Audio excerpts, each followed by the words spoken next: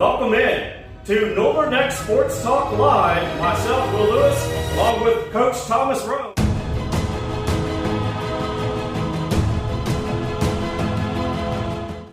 We welcome you back into Northern Neck Sports Talk Live here on Hot Mix BA. We are live from Rappahannock, Virginia at the actual Hot Mix BA studios. So, Northern Neck District from last Friday night. What an exciting night. And we got the scores right here, right now. And Coach, what an exciting weekend it was. More tuition assistance is available than ever, paving the way for debt-free education and training. Rappahannock Community College is here to help. Earn a degree, certification, or even start college in high school. Success starts here. What are you waiting for?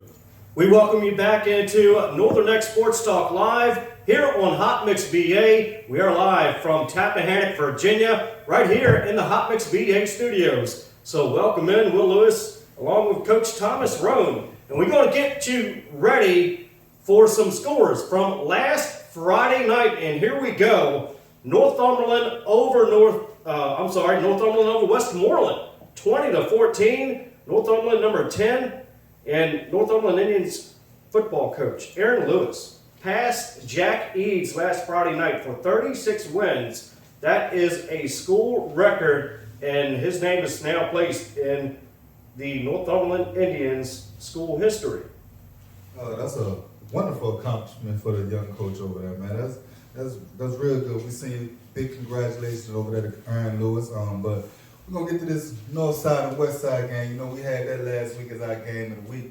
You know, had a whole lot of big implications on seedings and everything like that. And from what I see, it was a big game. You know, it came down to the fourth quarter, and in that fourth quarter, you know, a special person had to make a play, and it was made.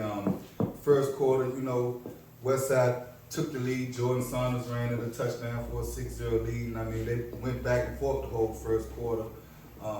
Went into the second quarter, Jordan Saunders ran another 2-yard touchdown, took them boys up, and then turned around, and Antoine Mills came back and ran a 75-yard, I think it was a punt return or a kick return. I'm not sure which one it was, but I mean, they went up 14-8 at halftime, you know, in real big defensive game.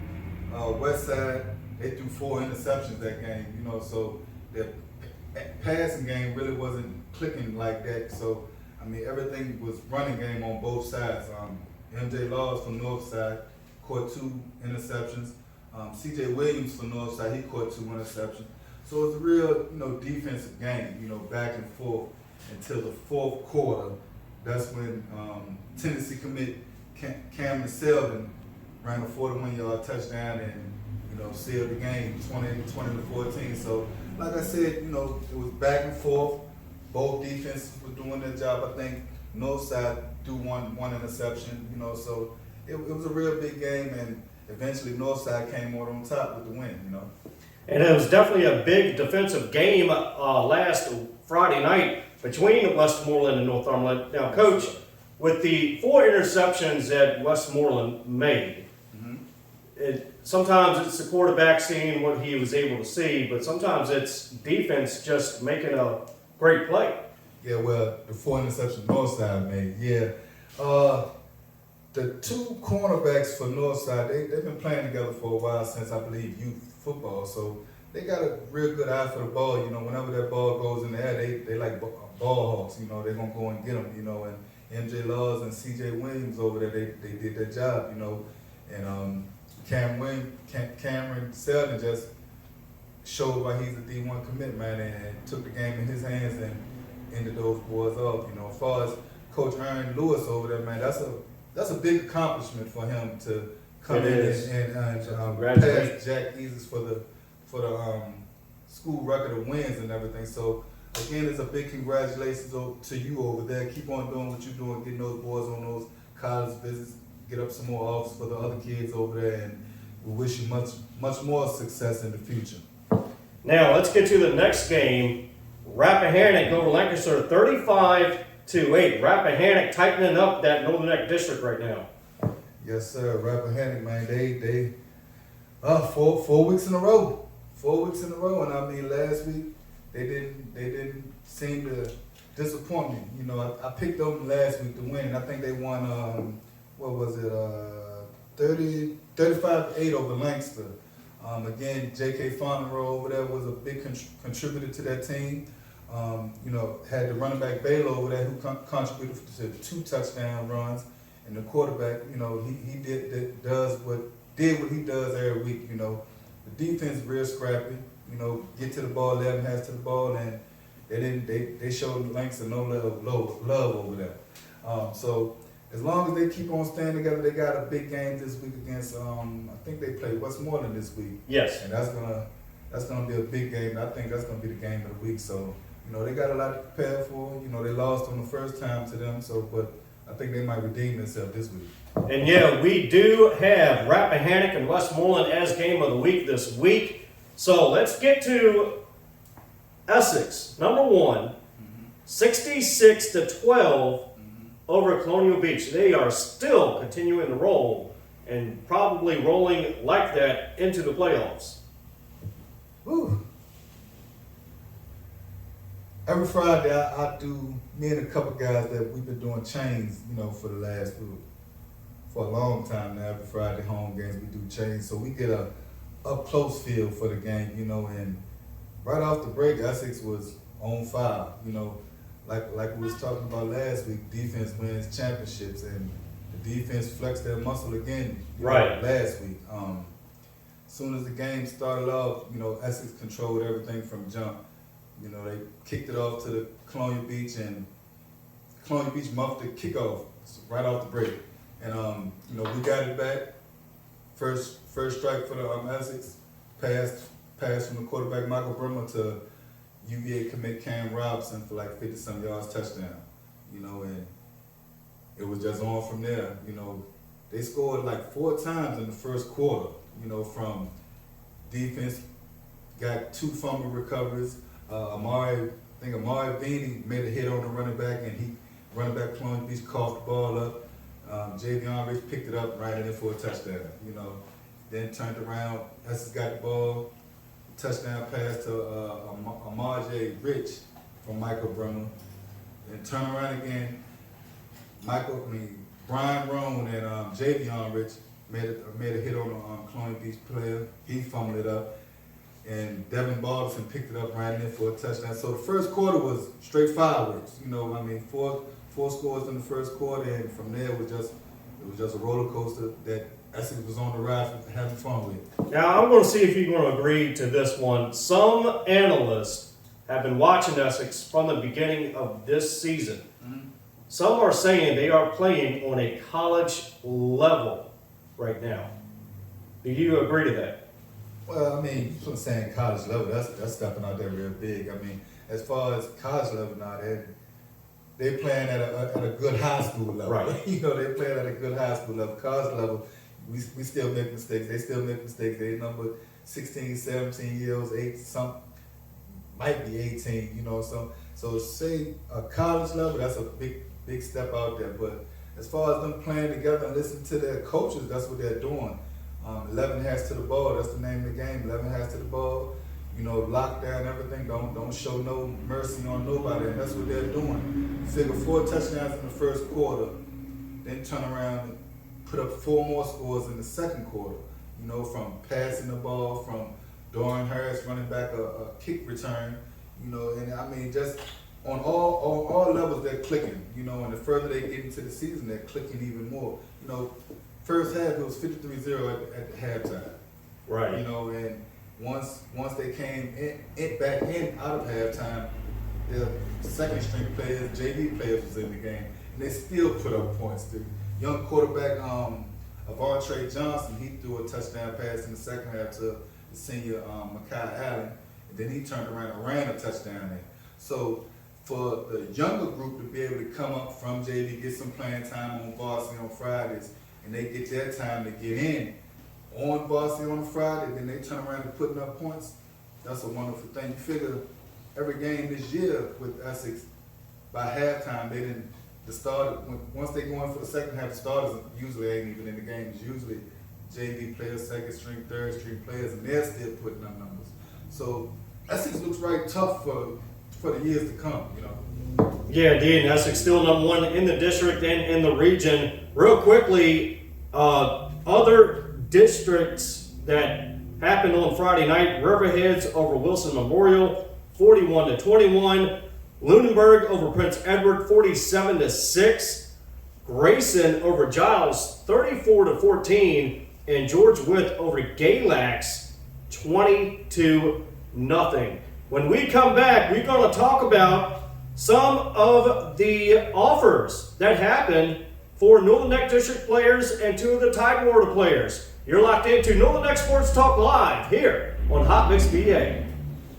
DJ Turtle, providing DJ services for all occasions. Nothing too big or too small. DJ Turtle is the one to call. To book, email jamesturtlehumphrey43@gmail.com or call 540-207-6434. We welcome you back into Northern Neck Sports Talk Live here on Hot Mix BA. We're broadcasting live from Rappahannock, Virginia, here in the Hot Mix BA studios. Real quickly, volleyball from this past Tuesday: Rappahannock over Lancaster 3-0, Northumberland over Westmoreland 3-1. Rappahannock 8-0 in the district, 23-1. Rappahannock volleyball 20 sweeps this season, 20 sweeps.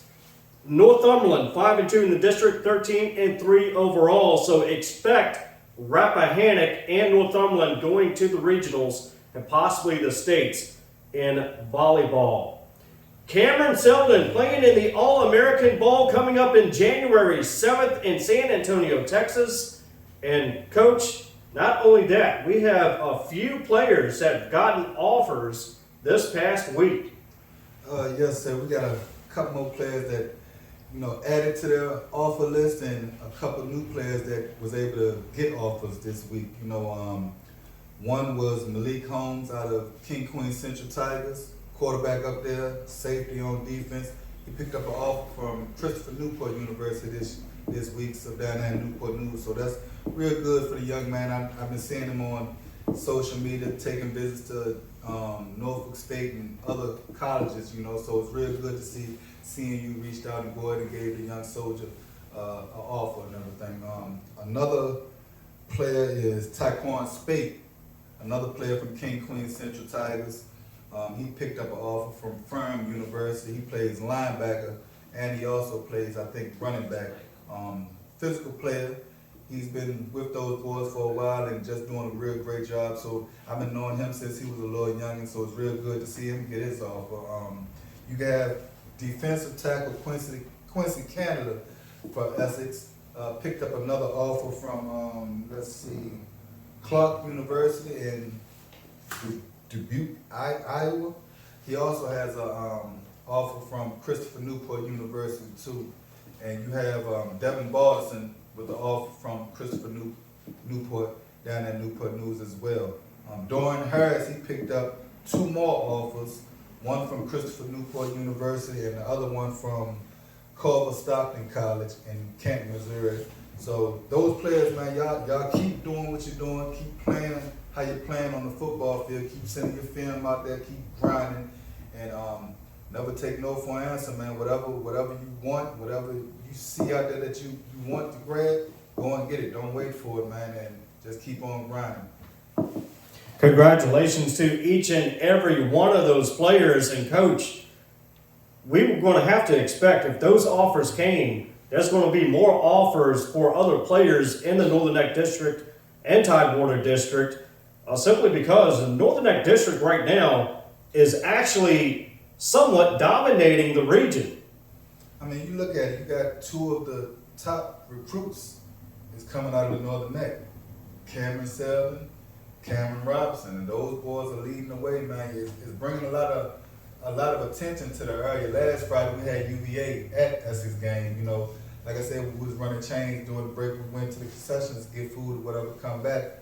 And I see, UVA coach. So I'm like, every underclassman under this class should take full advantage of it. Even when you play if you're from a different county, you play in Essex, you need to bring your A game, because you never know who's going to be in the stands. It could be a D1 coach in the stands, Division 2, Division 3. You know, you never know who's going to be in the stands, so you need to bring your A game every week. You know, if you're playing Northside, you know Cameron Sellers over there. You need to bring your A game. You know, and that's going to open doors, not just for Essex and Northumberland, but for Richmond County, Westmoreland, Lancaster. It's going to open doors for everybody as long as everybody get on the same page and do what they have to do. You figure this week, Cameron Robinson was upgraded to a 4-star on 24/7 Sports. You know, so that's, you know, with him being upgraded to a 4-star, you know, the rating people are already saying he knows football. He has a good eye for the game. He knows the game. He's not only doing it on the field, but he's doing it in the classroom. You know, his measurements are there. Because like I said before, a lot of things go on measurements too. So his measurements is there, and at him being rated as a 4-star, they're looking for him to be able to go into that college field next year, be able to possibly start, or even start to make an impact for that team next year. So again, you know, doors are going to open up around here. It's best for the kids that's younger. The earlier you can start, the better. You know, once you get in 9th grade, your GPA, you need that thing to be up at a 3.0 or something like that. You know, the higher your GPA in 9th grade, the better, the easier it'll be to make it rise. But the lower your GPA, the harder it's going to be for it to rise up. You know what I'm saying? Because you're starting at a lower point. So again, you know, we got a lot of talent in the area, and I mean, the attention is on the area right now. So it's up to the youth to, you know, to take advantage of that. Now, we talked about Division I, how hard it is to get a Division I offer.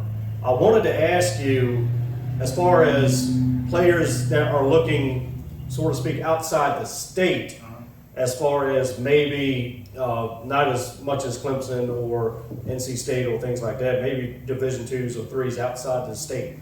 How hard is it to get offers that is not in Virginia, for say if they wanted to go to California or Texas or what have you? How hard is it to get a out-of-state offer? I mean, I'm not really sure, but I would think it's about the same as any other offer. You know, you just basically got to send your film to them. You know, if you're one of those children that want to get out of Virginia and go to a different state, you know, to play ball, then all you got to do is just send your stuff. You know, it's up. Either the coach gonna like your film or he ain't gonna like your film. Yeah. You know, that's mainly how it is. Either your grades is gonna match up to what they're looking for in a player, or it's not. You know, it's all on how you do on the field, how you approach everything, and how you go about getting your offers. You know, if you be proactive and reach out to those schools in California, Maryland, North Carolina, and stuff like that, I'm pretty sure you'll get those offers because, you know, they're looking for players too. You know, they might want to go out of their state and get a real dominant player. If they see a dominant player in Virginia and they are away in Texas, they're gonna want to get the best player, whether it's Division I, Division II, or Division III. You know, so it's all about getting your film out there. If you get your film out there, everything else will fall in place. Now, if you just sitting back and expecting stuff to happen, then, you know, it don't work like that. You got to be proactive with a lot of things now. Great knowledge again this week, Coach, so we appreciate that. When we come back, we will preview this Friday. Yes, Northern Neck District play is still again this Friday, 3 weeks in a row. You're locked into Northern Neck Sports Talk Live here on Hot Mix BA. Follow us on Facebook, on our social medias, Instagram, Hot Mix BA Radio, hotmixba.net. We're on the web, and make sure you download the app Live 365 for the free Northern Neck Middle Peninsula Hip Hop and R&B radio station, which is Hot Mix VA Radio. That's right. Keep a link with us all kinds of ways. Now download the app, keep listening, follow us. Just keep a link with us because we got some more stuff on the way and some more good things in the works. But like I said, we just want to thank you guys. Yep.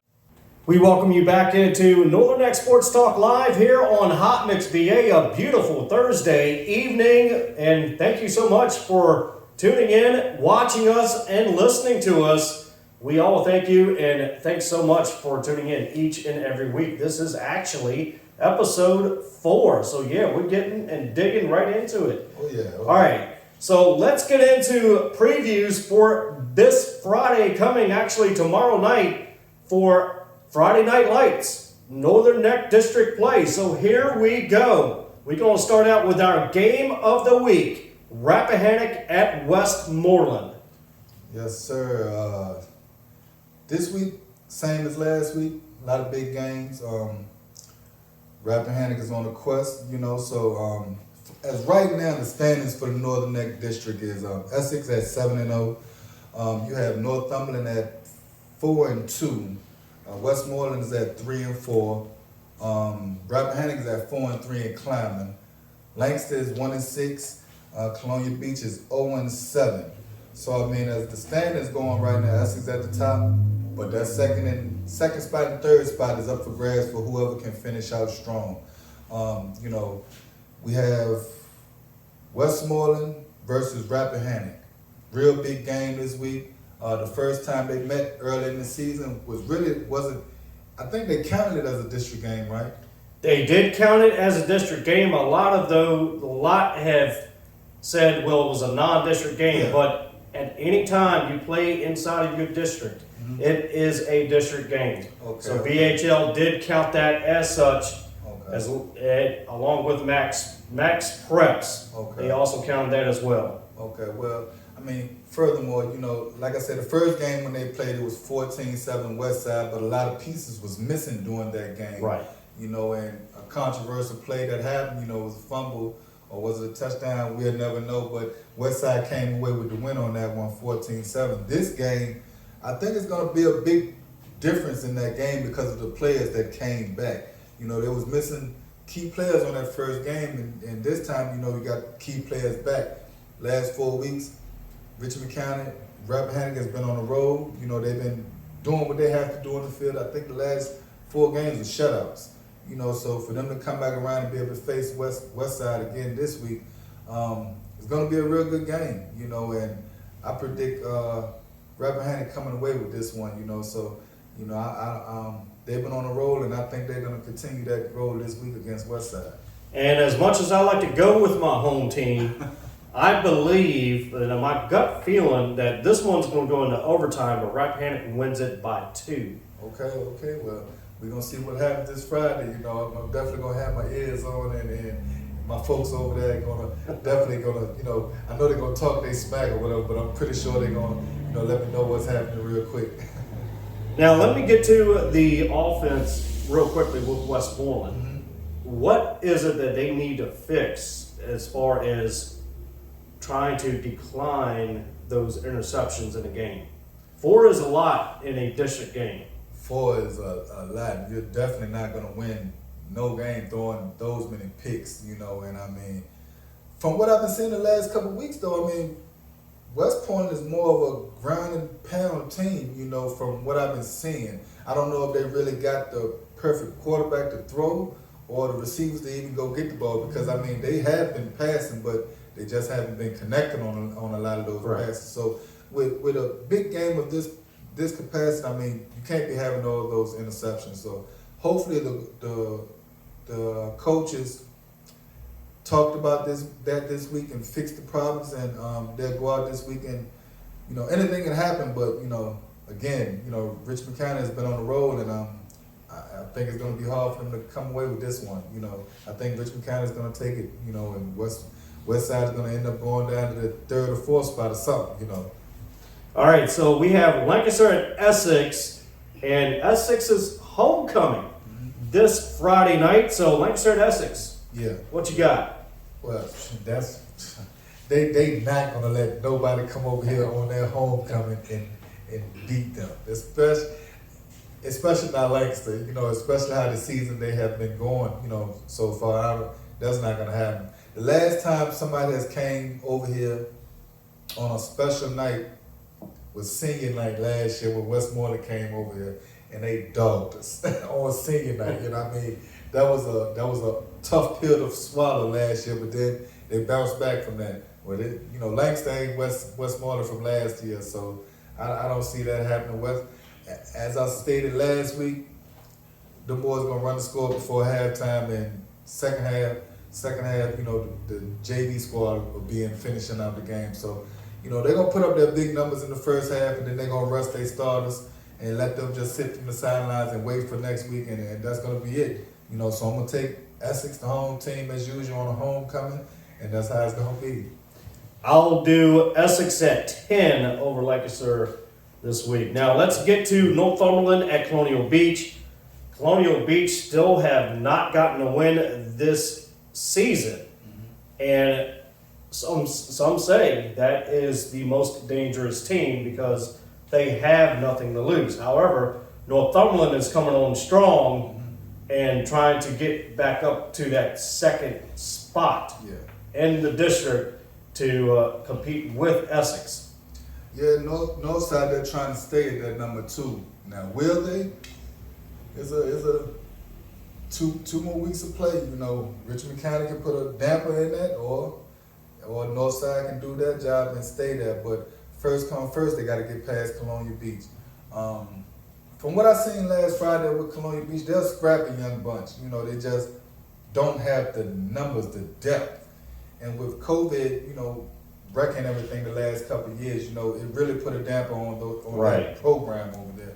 But still, you know, they're on 7, but they have some players over there that, you know, is trying to give it their all, you know, especially in senior running back Sean Johnson. Last week, you know, I know Sean from when he was a little younger. He played on my travel football team when he was a little younger, and he's a hard-nosed player, man. You know, he's gonna give it his all, you know, and but one person can't beat 11 people on the field, you know. Then they got big boy Mumu over there, you know, that plays the D line and the offensive line. So they, you know, they got players that's gonna give it their all. Right. Northside's just gonna be too strong for them. You know, Northside with MJ Laws on that backfield, you know, in the backhand of it, and you know, Cameron Selden and Antoine Mills and you know, Marcus Bromley, those players like that. There's a lot of speed over Northside if you can't contain it, you know. And Colonial Beach, they still run a double wing. But the one thing I can say, Colonial Beach, if they run the double wing and the line do what they're supposed to do, anything can happen because, you know, double wing is a tricky thing. You got to find that ball, you know, and if the defense ain't doing their job, anything might can happen. But I got Northside pulling away with that one. I don't think Colonial Beach will be able to have enough to take them.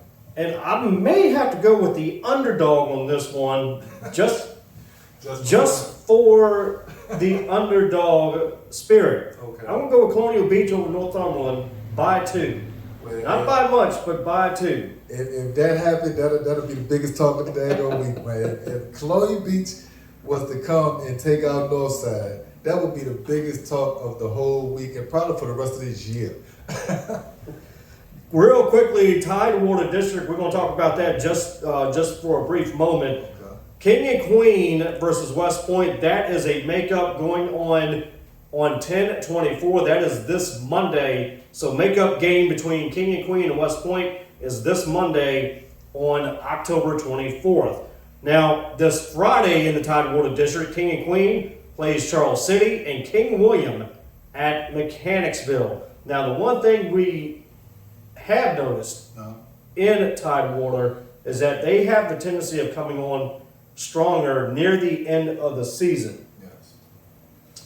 King, Queen, and West Point is the 2 teams to watch out of the Tidewater District. King, Queen, I'm pretty sure they're going to beat Charles City this week because I think Charles City is still winless. So I don't think that'll be a problem for them. But when they make this game up against West Point, they have to take out West Point in order for them to get a good seed and come playoffs and everything like that. And every year West Point is a scrappy young group. I mean, last year they was real scrappy, but they lost to us in the playoffs. So I'm pretty sure they're going to come back even stronger this year and try to, you know, sew up that top spot or whatever like that. So they, you know, King Queen still got a long road ahead of them. It's up to them what they're going to do come right to the playoffs and everything like that. When we come back, we're going to highlight some of the youth spotlight in youth football. You're locked into Northern Neck Sports Talk Live here on Hot Mix BA. More tuition assistance is available than ever, paving the way for debt-free education and training. Rappahannock Community College is here to help. Earn a degree, certification, or even start college in high school. Success starts here. What are you waiting for? We welcome you back into Hot Mix VA Studios here in Rappahannock, Virginia. You're locked into Northern Neck Sports Talk Live here on Hot Mix VA. Will Lewis along with Coach Thomas Roane. We're going to get into some youth spotlight, some youth sports here going on in the Northern Neck District. And one thing we need to talk about is the Rappahannock Storm football team that has gone undefeated. And we're going to talk about the Essex football team as well, Coach. Yes, sir. Youth sports. Youth sport is a very important thing in the area. Most youth teams is a segue to the high school. It's very important. So, most youth programs start around 6 years old, 5, 6 years old, go all the way up to 12. Some even 13, 14 year olds. In the biggest cities, they go up to 14 13 stuff like that. So, it's real good to have youth programs. COVID last couple of years really hurt the area, but now I'm glad to see that COVID is away and the little youngins is back out there playing ball, man.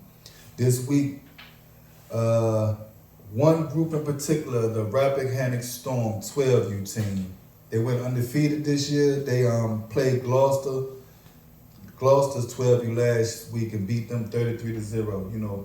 Good group of kids. I know a lot of them. Coached some of them. Some of them played on the Northern Neck Warriors travel team back in the day when they was like 6. So they was our babies of the group. Right. They was the 6U. And I mean, when I can remember them back then, little short legs, running touchdowns, and everything like that. Little buddy over there, we call him L-Jet, fast little boy. Little Tim Brooks' son over there, JJ. A lot of those boys have been together since they were 6. So for them to be 12 years old, 13, some of them birthdays come after the age cutoff, so a couple of them made it turn 13 now.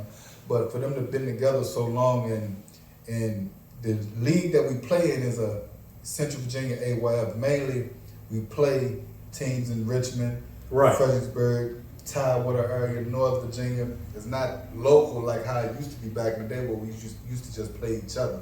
So for them to be able to play Richmond teams and other teams like that that's not so-called in the area and still go undefeated is a very good accomplishment. So we want to salute y'all. We want to shout y'all out, and we hope y'all continue on a good season and bring do what you got to do to go to states. Because that's the thing when you got 3 components of the AYF that we're in. You got the state championship, you got the central championship, then you got your state championship, regionals, then the big one is nationals down in Florida.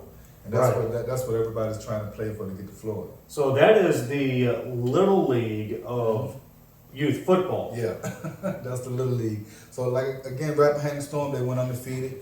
They play this weekend in Richmond.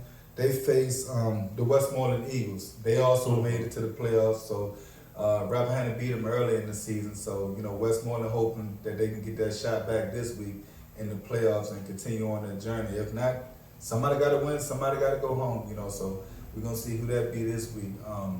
You got the Essex Trojans 12U. COVID wrecked us the last couple of years. I was one of the coaches from last year, and we had a rough season. Didn't get to win no games, a whole lot of new players, and we had a 12U team, but we didn't have a 10U team. Right. So all of our 9 and 10-year-olds was on our 12U team with a mix of 11 and 12-year-olds and stuff. So we had a rough time last year, Want to shout out Coach Devin Garnett. He used to coaching, he was coaching with Essex back in the day when we was all younger. And he went to Westside Youth Program for a little while because his son was over there playing. So he went over there to coach his son. And he came back this year and got the 12U. Him, Coach Sean Johnson, boys did a real good job this year. A lot of new faces came out, a lot of old faces that haven't been out because of COVID. A lot of parents wasn't really trusting and everything. So they went 4-3 this year, made it to the playoffs. They played RVA United this week. RVA United is a team from out of Richmond. Unfortunately, they beat them early in the season. I can't remember what the score was because my daughter cheers for that team. Right. But, RVA United beat them early in the season. So we're hoping when we get up there to Balder Park this week up there in Richmond, we're hoping that the 12U can redeem themselves this week and be able to continue playing into the playoffs. But other than that, they're a good, scrappy young team. A lot of future ballers are going to be on that team. Especially on that Rappahannock Storm team and the Essex team, there's going to be a lot of future ballers, that's going to benefit these high schools. Over there at Rappahannock Storm, you got a lot of kids that's in Rappahannock Storm that goes to Essex, that's on the Rappahannock Storm team, But unfortunately, they're going to benefit our high school because at the end of the day, they're going to be at the high school anyway. So, of course. They can go over there and play youth football over there, but at the end of the day, they're going to end up being at the high school, So everybody want to be an Essex Trojan. So good luck to each and every one of the youth footballs here and around the Northern Neck area. Coach, let's get into some college players that lived around here, now in college football. So how did they do this past weekend? Yes, you got local talent Trayvon Ball. He was the quarterback for Essex High School last year. He plays at Firm University now. They played Washington and Lee University. Unfortunately, they lost this week, 7-17. But anytime you get away from here and continue playing your college football, play college football and continue your education, we salute to you. You got Roane from Essex High School. He plays at CNU, Christopher Newport University, Newport News. They played in New Jersey this week. King University, that was a conference game, so we're getting to the playoff area now, So they played King University. They won 24-13, which puts them at second place in their conference. Mm-hmm. So they're 4-2, so they got a good shot at going further and getting to the playoffs. From what he told me, I think only one team makes it, so they're second. So hopefully they can beat the number one team and make it into the playoffs. We'll see once as time goes on and everything. You got James McNeil from Westmoreland. He plays with Bowie State University in Maryland. They played Virginia Union University this week. And they, they came up short 24-27 to Virginia Union University. They face Chowan University this week coming up. You got Marvion Newton and Rasheed Ellis. They play at Emory and Henry. Marvion is from Rappahannock High School. Rasheed is from over here in Essex. They played Mars Hill College. They took a loss this week, 14-49. Which takes their record to 4-3.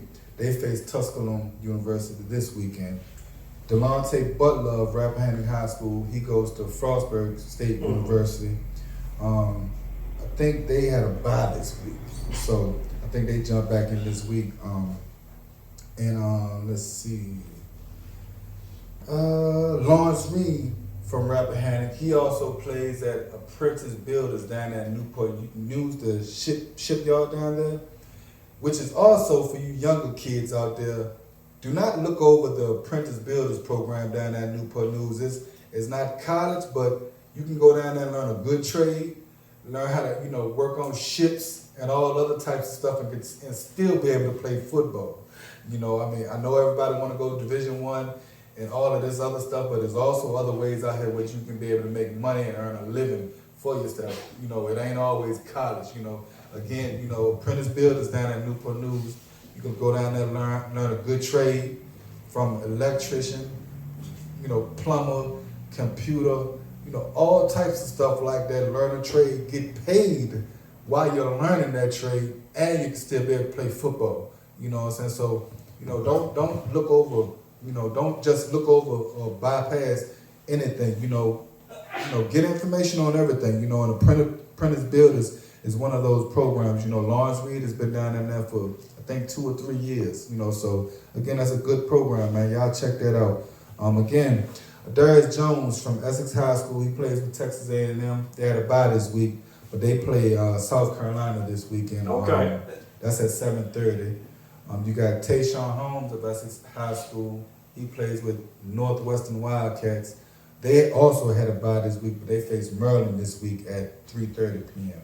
And for right now, that's the ones that's leading the way right now as far as college football. You know. And congratulations to all those players that have played and made some strides that came from the Northern Neck District. Well, Friday Night Lights again this Friday. We will have your results next week, along with a little bit of possible unknown history of a Northern Neck sports that some folks did not know about. We'll get into that next week, and we possibly may have some special guests in studio with us next week. You don't want to miss that as well. Thank you so much for tuning in to Northern Neck Sports Talk Live here tonight on Hot Mix BA. We will talk to you next week. Next Sports Talk Live, myself, Will Lewis, along with Coach Thomas Roane.